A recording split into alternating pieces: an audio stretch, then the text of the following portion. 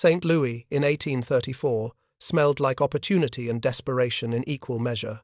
The muddy streets crawled with men heading west, each one carrying some version of the same fever dream about fortune in the mountains.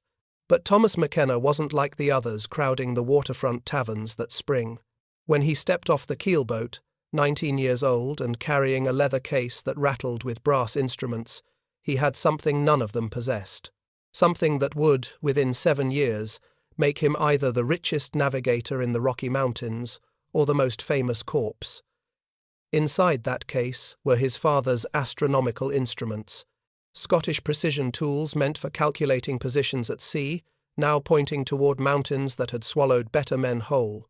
Before we jump back in, tell us where you're tuning in from, and if these history tales fascinate you, make sure you're subscribed because tomorrow I've saved something extra special for you. The river was where it started. Not the Mississippi that brought McKenna to St. Louis, but the Missouri 11 years earlier, when everything that made him different nearly killed him first. Picture this. An 8-year-old boy, half Scottish and half French-Canadian métis, swept into current, moving fast enough to strip bark from logs. The Missourian spring flood doesn't care about your bloodline or your future, it just takes. Young Thomas went under 3 times, his lungs burning, the muddy water filling his mouth with the taste of earth and death. The 4th time he surfaced, a hand grabbed his shirt collar. Not a white hand, not a trader or a trapper who'd expect payment later in pelts or gratitude. Walking Sky pulled him from that river like he was pulling up a fishing line. A Pawnee elder, maybe 60 winters old, with hands that had set broken bones and read smoke signals and done 1,000 things that Thomas's Scottish father would have dismissed as superstition. But Walking Sky saw something in the half-drowned boy that made him make an unusual offer. 3 months. Come live with my people. Learn what the stars really mean. McKenna's father said no, of course. The instruments needed polishing. The calculations needed checking. Stars were mathematics, not mythology. But his mother, she understood something her husband never would. She'd grown up métis, moving through wilderness with knowledge that had nothing to do with books. She told her husband the boy needed to learn to survive, out here, not just calculate. And she won. Those 3 months changed everything. Walking Sky didn't teach astronomy the way McKenna's father did, with angles and equations scratched into paper. He taught it like teaching someone to read a friend's face. See how Polaris never moves? That's not math, boy. That's reliability. When everything else in your life is spinning, one thing holds steady. The Great Bear circles him like a loyal dog. Cassiopeia sits opposite like a woman at her mirror. These aren't dots to measure. They're companions who never leave the night sky. But here's what made Walking Sky's teaching revolutionary. He wasn't replacing McKenna's Scottish education. He was adding another language to it. By day, young Thomas still ran calculations with his father's instruments. By night, he learned to feel direction in his bones, to sense north the way a wolf senses pack, to read the darkness like text. 5 different tribal elders passed through that Pawnee camp during those 3 months. Sioux, Crow, Cheyenne, Arapaho. Each one carried star knowledge their people had refined over centuries of walking these plains and mountains in darkness. Each tradition had pieces the others lacked. McKenna absorbed it all. And here's the thing about being caught between worlds. You can either be torn apart by them, or you can become the bridge. He chose bridge. Fast forward to 1835. McKenna's first season in the Rockies. The mountain men took one look at this skinny kid with his brass instruments and his notebooks and figured him for bear bait.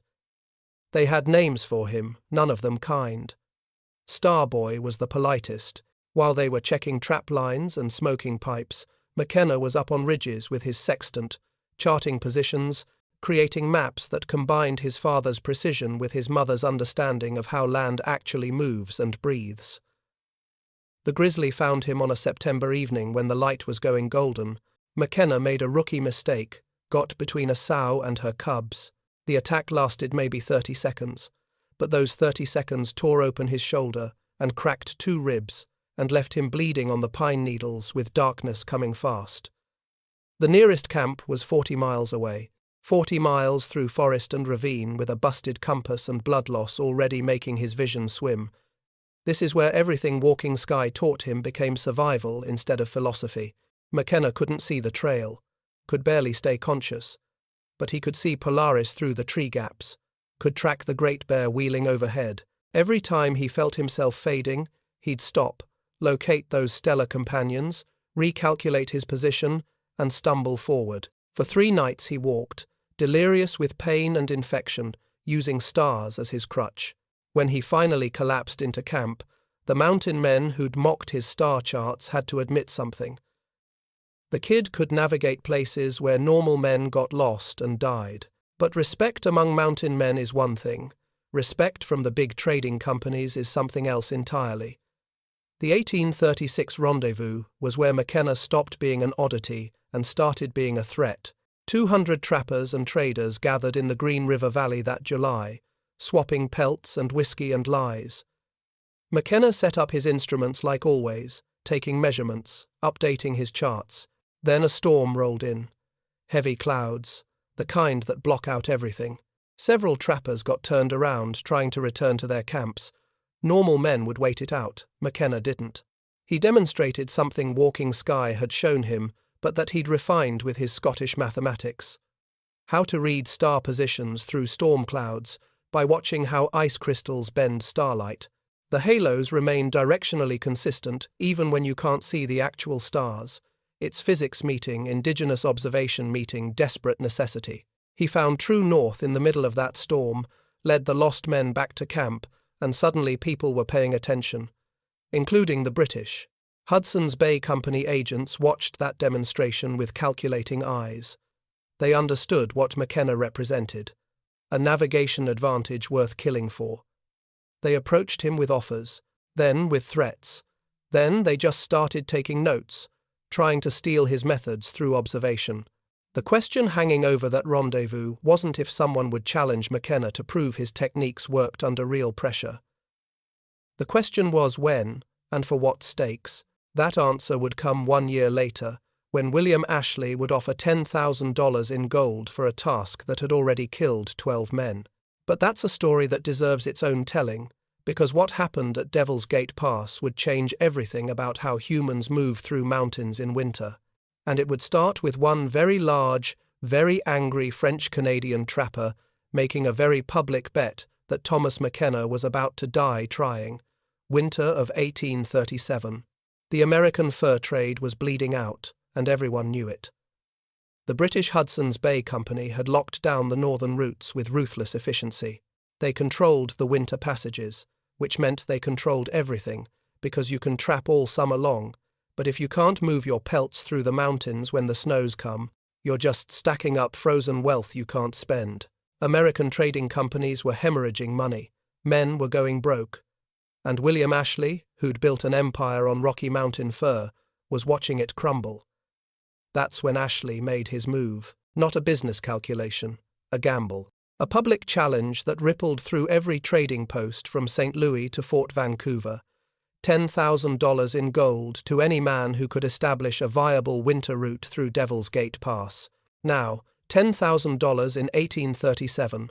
Let's put that in perspective. A skilled trapper might clear $300 in a good season, a really good season. $10,000 was generational wealth. Buy a farm and retire money.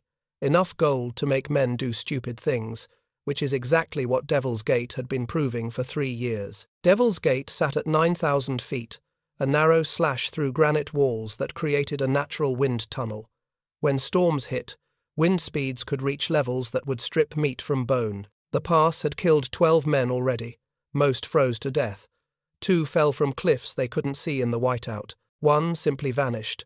His body found the following spring 3 miles off course, frozen in a position that suggested he'd died while still trying to walk. The Shoshone called it, "where sky eats earth." They wouldn't go near it in winter, not for any amount of money or trade goods. But Ashley needed that pass open, needed it desperately, because whoever controlled winter routes would control the entire trade, and he was betting that Thomas McKenna's impossible star navigation could solve an impossible problem. By April, Jacques Moreau was already making noise. Jacques, the Bull, Moreau.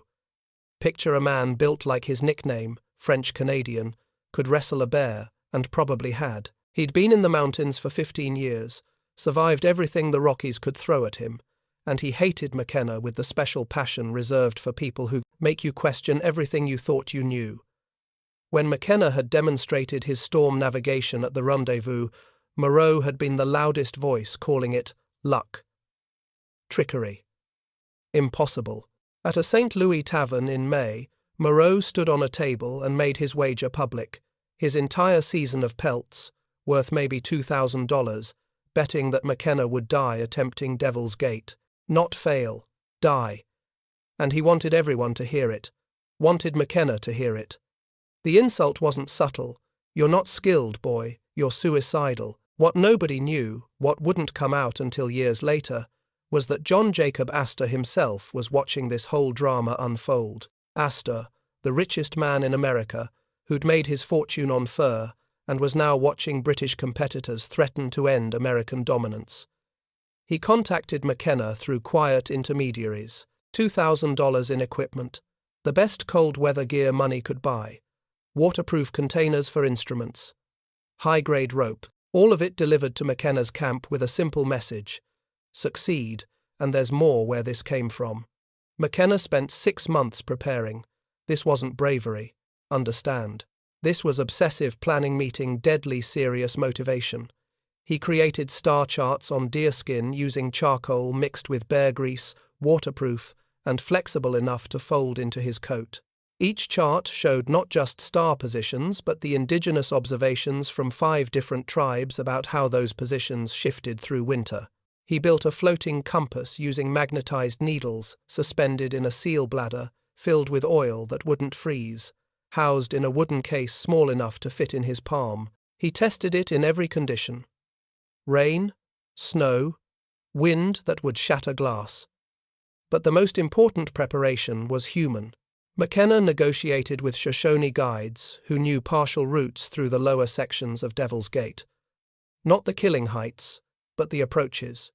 He offered profit-sharing agreements, percentage points of whatever he earned from Ashley, and something more valuable. He taught them his fusion navigation techniques, shared his knowledge instead of hoarding it. The Shoshone had seen too many white men promise wealth and deliver bullets. McKenna's willingness to share made them willing to share back. By October, McKenna was as ready as any man could be for a task that had killed everyone who'd tried it. And that's when the hidden stakes started emerging. British agents approached McKenna's camp one night. Not subtle anymore. They offered $5,000 for someone to arrange an accident. Not to them, they claimed. Just passing along an offer they'd heard. McKenna needed to understand. There were people who'd profit more from his death than his success. Hudson's Bay Company's winter monopoly was worth hundreds of thousands of dollars annually. $10,000 to Ashley was nothing compared to what the British stood to lose if an American could crack winter navigation. Then the Mexican traders showed up with their own offer, double for his star charts. Just hand over the techniques, they said. Walk away, nobody needs to cross Devil's Gate. McKenna could retire rich without risking his life. But November brought news that changed every calculation. A wagon train was trapped below Devil's Gate Pass. 23 people, including 6 children and the territorial governor's daughter. They'd been caught by early snows trying to survey a potential transcontinental railroad route. Their supplies were running out. They had maybe 2 weeks before people started dying from exposure and starvation. Suddenly, Ashley's challenge wasn't about money anymore, or rather, it was about more than money. Those settlers represented the future. Railroads, expansion, the whole American project of manifest destiny pushing westward.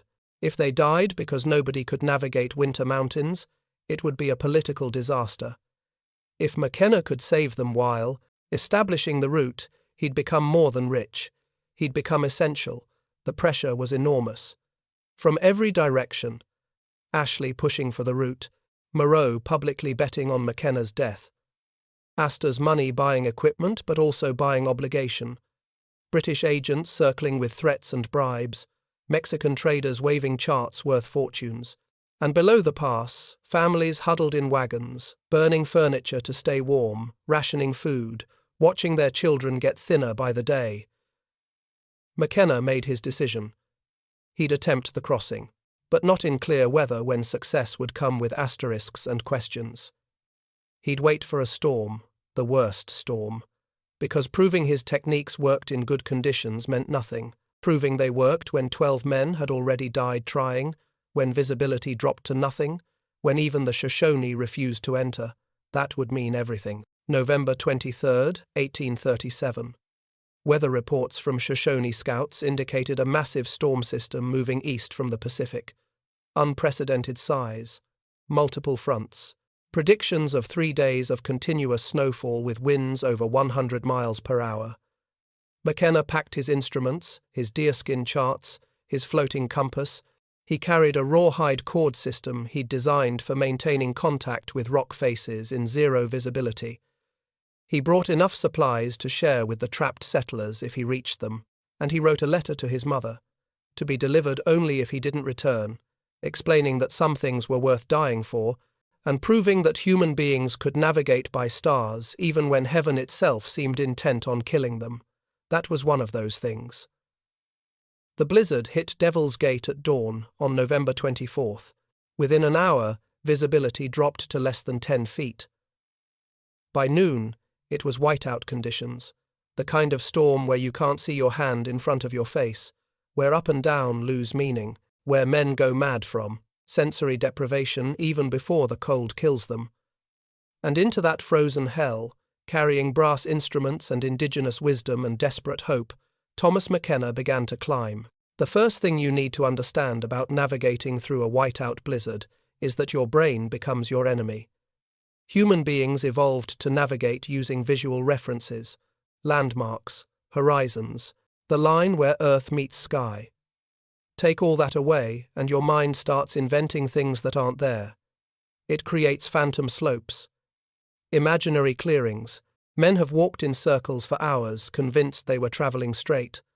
Some have walked off cliffs they swore weren't there. Your inner ear, your sense of balance, all the systems that usually keep you upright and oriented, they start lying to you when everything is white noise and screaming wind. McKenna knew this. Walking Sky had warned him about it years ago. The storm makes you stupid, the old Pawnee had said. Makes you trust feelings over facts. That's when it kills you. So McKenna began the crossing by doing something that looked insane. He stopped moving and looked up. Not at the ground ahead, not at the route. Up. Into the storm itself. Into what looked like solid white chaos. But here's what Walking Sky had taught him. What 5 different tribal elders had confirmed through their own centuries of observation. Ice crystals in storm clouds don't just block starlight, they bend it, refract it. And those refractions create halos that maintain directional consistency even when you can't see the actual stars. It's physics meeting, meteorology meeting desperate human need for guidance. When starlight hits ice crystals at high altitude, it bends at specific angles. 22 degrees for some formations, 46 degrees for others. These halos appear around where the star actually sits in the sky, even if the star itself is completely obscured. And because Polaris never moves, its halo never moves. Find the halo, you find north. Find north, you find your bearing. Find your bearing, you might survive. McKenna pulled out his deerskin charts, already getting stiff with cold. He located the halo pattern for Polaris through a brief gap in the worst of the snow, verified it with his floating compass, calculated his heading. Then he started walking, counting steps. Every 300 steps, stop. Check the halos again. Verify with compass. Recalculate. Keep moving. The wind hit him like fists, gusts over 100 miles per hour at the worst moments, strong enough to knock a man off his feet if he wasn't braced. McKenna used his rawhide cord system, keeping one end tied to his belt, the other he'd loop around rocks and outcroppings as he passed them. Not climbing rope, understand. Navigation rope, A way to maintain contact with the mountain's face, to have a reference point besides the lying chaos of wind and snow, hour after hour through that first night. Cold so intense it turned exposed skin white in minutes. McKenna's beard became a mass of ice, his eyelashes froze together. He had to keep wiping his eyes just to see the faint halo patterns he was chasing. The deerskin charts were his lifeline, updated constantly as he moved, charting his progress in charcoal marks that his numb fingers could barely control. Somewhere around the 14th hour, moving into the second day, McKenna heard something that cut through the wind. Human voices, faint, desperate. He adjusted his course by maybe 30 degrees, following the sound, and found them, the wagon train. 23 people huddled around dying fires in makeshift shelters that were barely holding together. 6 children, the youngest maybe 4 years old, all showing signs of severe exposure. Blue lips, unfocused eyes. That terrible stillness that comes before hypothermia takes you completely. The territorial governor's daughter was there, trying to keep the children warm with her own body heat. Adults were burning the last of their bracket, furniture, their wagon sideboards, anything that would create heat for a few more minutes. They stared at McKenna like he was a ghost. Because men didn't appear out of blizzards, men died in them. McKenna's sudden arrival violated everything they understood about what was possible. He had maybe 30 seconds to make a decision that would define everything. Keep moving alone with his best chance of survival, or divide his supplies and try to lead people who were already half dead through conditions that had killed experienced mountain men. McKenna started dividing his supplies. Food, spare clothing, anything that could help.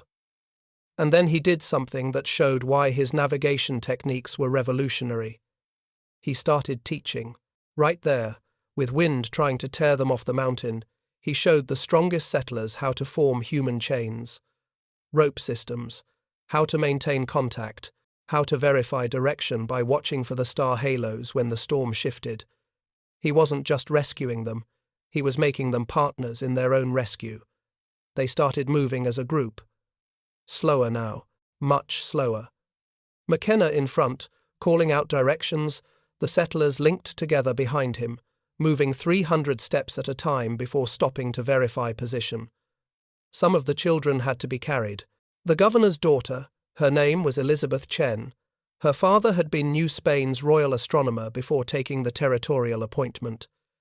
She understood what McKenna was doing with the star patterns. She started helping translate his instructions to the others. The second night brought the avalanche. McKenna heard it before he felt it. That deep rumble that you don't just hear, you feel in your chest, in your bones.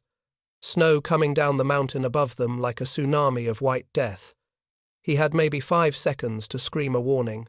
Some of the settlers managed to grab onto rocks. Others disappeared into the rushing snow. When it stopped, 12 people were buried. 12 people somewhere under tons of compacted snow, suffocating in darkness, their screams muffled to nothing. The remaining settlers started digging frantically, randomly, panicking. McKenna grabbed Elizabeth. "How long do we have?" she asked. 20 minutes, he said. "Maybe less before the snow sets like concrete." He pulled out his instruments, hands shaking so badly he could barely hold them steady. He needed to triangulate the buried group's position, but you can't triangulate people under snow, except he could triangulate where they'd been standing when the avalanche hit, relative to the rock faces around them. He found a brief gap in the storm clouds. Located Polaris, located Cassiopeia on the opposite side of the celestial pole, calculated the angle between them, used that angle to map backwards to where the group had been clustered before the snow took them. "Dig here," he pointed to a spot 20 feet from where the others were digging, "and here, and here." They found the first person in 8 minutes, the second in 11. By 18 minutes, they'd uncovered all 12, half of them unconscious but alive. One man's heart had stopped. Elizabeth Chen, whose father had taught her medicine along with astronomy, worked on him while McKenna got the group moving again. They couldn't stop, couldn't rest. The cold would kill anyone who stopped moving. The third day brought something nobody expected, a birth. One of the settler women went into labor during a brief rest period. Full labor, no stopping it, baby coming whether the storm was raging or not. They rigged a shelter using wagon canvas and body heat. Elizabeth and two other women delivered the child, while McKenna stood guard outside, tracking their position, maintaining their heading, recalculating constantly, because every minute they stayed still was a minute they lost against the cold and the storm and the mountain that wanted them dead. The baby was a girl, born at 9,000 feet in a blizzard. She cried, which meant her lungs worked, which meant she might survive. They named her Stella, Star. And they kept moving. That's when McKenna's vision started going. Snow blindness. Too many hours staring at white nothing, at faint halos, at light refracting through ice. His eyes burned like hot coals. He could barely see shapes, let alone the subtle patterns he'd been tracking. They had maybe 1 mile left, 1 mile to the other side of Devil's Gate where there was shelter and lower altitude and a chance at survival. McKenna made a decision that Walking Sky would have understood. He couldn't see anymore, but the children could. He had them watch the gaps in the storm, call out when they saw the halos, describe the patterns. He took their observations and calculated the angles in his head. Pure mathematics, pure trust. A blind man navigating by stars he couldn't see, using the eyes of children to feed him data, processing it through years of training and indigenous wisdom and Scottish precision, walking forward into white chaos because stopping meant death. November 26, 1837, late afternoon. The storm broke, not gradually, suddenly, like someone pulling back a curtain. Clear skies, sharp air, and below them, the western slope of Devil's Gate Pass. They'd made it. All 23 settlers plus McKenna plus one newborn named Stella. Through conditions that had killed 12 experienced mountain men, through an avalanche and a birth and 3 days of whiteout navigation that shouldn't have been possible, word of the crossing spread across the frontier like wildfire. Within a week, every trading post from St. Louis to Fort Vancouver knew what McKenna had done. Within a month, the story had reached newspapers in the East. A man who could navigate by stars through storms, who'd rescued 23 people, including a newborn from certain death, who'd proven that winter passages weren't impossible, just unexplored. Jacques Moreau paid his wager without complaint. But that's not the end of that story. That's actually just the beginning of a partnership that would change everything. Because sometimes the people who challenge you hardest become your strongest allies when you prove them wrong. William Ashley paid the $10,000 in gold within a week. But that was just the opening bid on what McKenna's Devil's Gate crossing had really earned him. Because suddenly, everyone wanted to learn what he knew. Trading companies, military surveyors, settlers planning wagon routes, indigenous guides who saw value in combining their knowledge with European instruments. McKenna had accidentally created a market for something that hadn't existed before, professional wilderness navigation that worked when everything else failed. He opened the Celestial Navigation Academy at Fort Laramie in spring of 1838. Not a school in the traditional sense, more like an apprenticeship program where people from radically different backgrounds came together to learn and teach simultaneously. Shoshone guides who knew terrain by feel, French-Canadian trappers who'd spent decades in the mountains.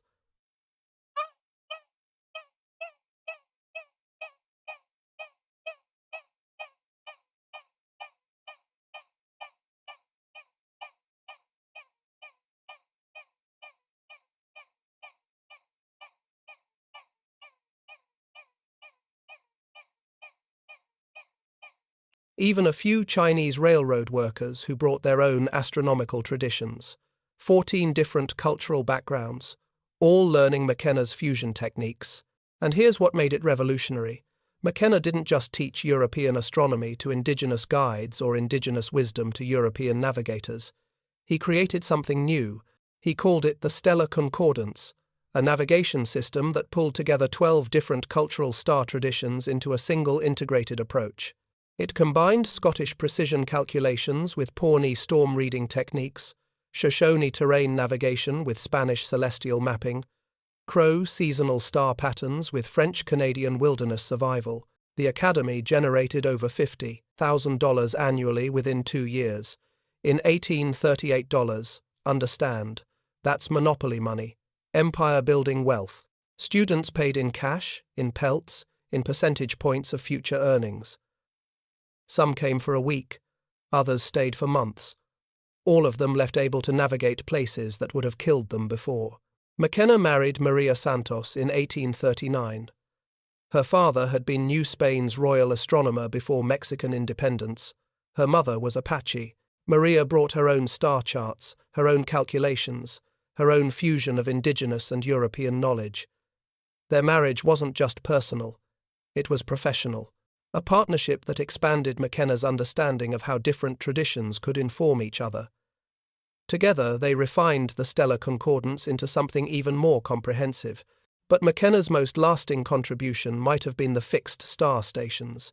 He established permanent navigation points throughout the Rockies. Stone cairns built at specific locations where star readings could be verified against known coordinates. Each station included carved deerskin charts showing the view from that exact position, calculations for finding true north regardless of season or weather, and emergency supplies. 17 major passes, 43 secondary routes. Year-round mail delivery became possible. Military movement through winter. Supply chains that had previously shut down for months could operate continuously. The economic impact was staggering. McKenna and his partners, including Jacques Moreau, who'd become his strongest advocate and business ally, controlled access to navigation knowledge that everyone needed. They didn't block access, understand. They charged for training and certification. Want to guide wagon trains through the Rockies? Get certified at Fort Laramie first. Want to establish new mail routes? McKenna's people need to verify the stellar navigation markers. It was a navigation monopoly that generated over $200,000 before federal authorities started making noise about anti-competitive practices and demanding free access to the techniques. Here's where the story gets strange. And by strange, I mean mysterious in ways that historians still debate. June 20th, 1841. Total solar eclipse. McKenna had been tracking it for months, planning observation points, preparing instruments.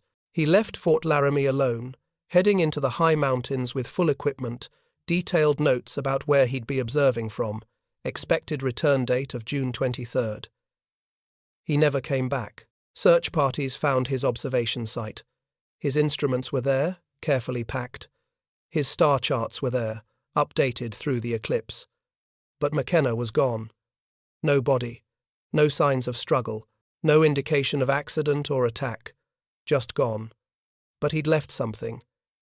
Detailed star charts worth millions. Not just navigation charts.